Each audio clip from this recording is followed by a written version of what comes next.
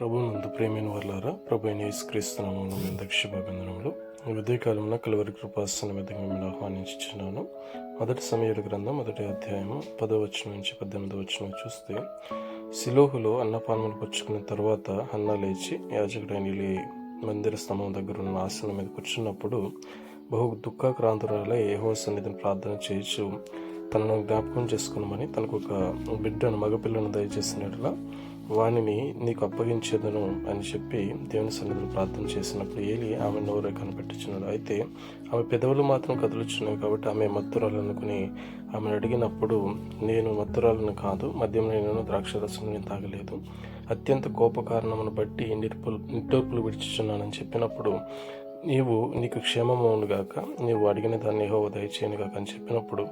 ఆమె నీ దృష్టికి దయనుందిన దానిగాక అని చెప్పి ఆనాటి నుంచి దుఃఖము విడిచి ఉన్నట్లు